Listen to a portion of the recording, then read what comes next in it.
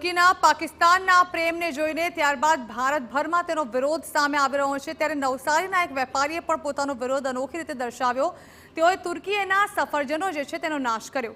તેઓએ દર્શાવી છે આ પ્રમાણે પોતાની દેશભક્તિ। પહેલગામ આતંકી હુમલા બાદ ભારત પાકિસ્તાન વચ્ચે જે યુદ્ધની પરિસ્થિતિ સર્જાઈ હતી તેવામાં તુર્કીએ દેશે પાકિસ્તાનને મદદ કરી હતી, જેથી લઈ ભારતમાં રોષ છે। ત્યારે ભારતના વેપારીઓ તુર્કીની વસ્તુઓનો બહિષ્કાર કરી રહ્યા છે અને આ હરોળમાં હવે નવસારીના વેપારીએ પણ તુર્કીના 13 મણ સફરજનોને કચરામાં ફેંકીને તેનો નાશ કર્યો। વેપારીએ તુર્કી સામે વિરોધ કરીને રોષ ઠાલવ્યો। આપણે જણાવી દઈએ કે તુર્કીએથી આવતા સફરજનો સસ્તા પડે છે અને તેની ભારતમાં સૌથી વધારે માંગ છે, પરંતુ હાલની યુદ્ધની પરિસ્થિતિને જોતા વેપારી સંબંધો તોડવા અપીલ કરી છે અને આતંકવાદનું સમર્થન કરનાર તુર્કી સાથે કોઈ પણ પ્રકારનો વેપાર નહીં કરવા અપીલ કરાઈ છે।